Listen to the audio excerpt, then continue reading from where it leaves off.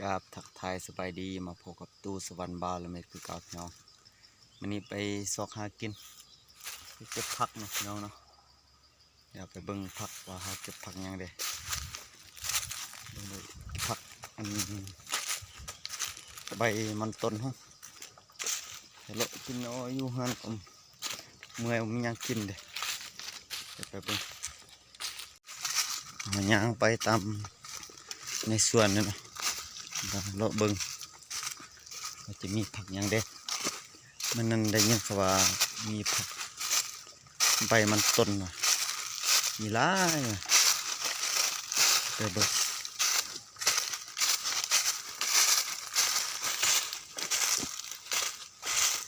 แล้วก็มาแวะเบิ่งสายแดนเลยเด้เนี่ยมันจะมีเล็กน้ำที่ต้นไม้นั่นแหละนี่ต้นไม้ใหญ่นี่แหละสายแดนไปอันนี้เขามาล้อมอยู่นี่อันนี้ป้องกันซื้อจริงต้องไปทางพุ่นลายพุ่น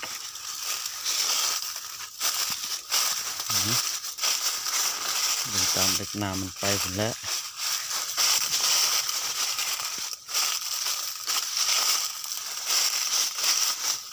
น้ำได้ออกเลยโอ้มีนัดกำลัง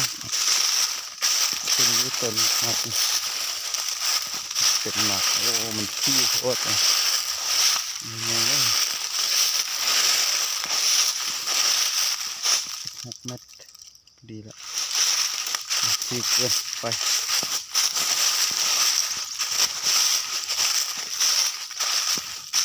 ลงไปบึงใส่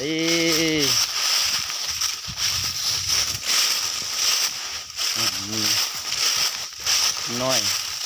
ที่ขึ้นไปน้อยแล้วพี่น้องเอ้ยเก็บใบมันต้นก่อนโอ้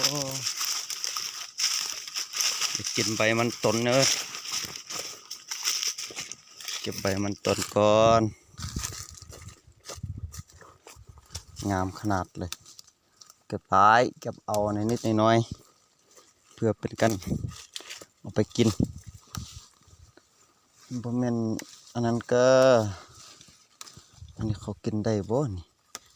ใบมันต้นเก็บหลายก็งามเก็บกิน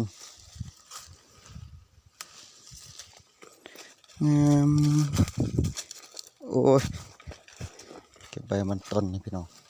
นี่เป็นส่วนยางของอันเล็กเขาเนาะส่วนยางทำเขาแล้วเขาว่าโอ้มีอยู่ใบมันต้นเก็บกินก็ได้วะตกเนาะนี่ก็ได้กินอยู่แล้วก็มีอยู่งามใบมันต้นนั่นก็คือน้ำเงาเด้บ่เห็นน้ำเงาโดนตะกี้นี่เป็น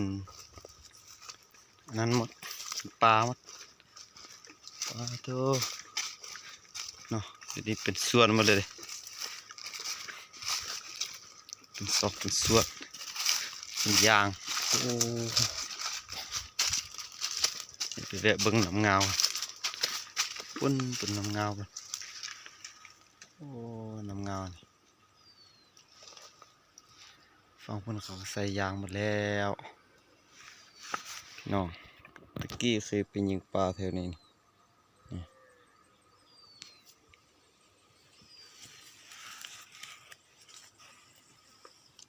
มีอยู่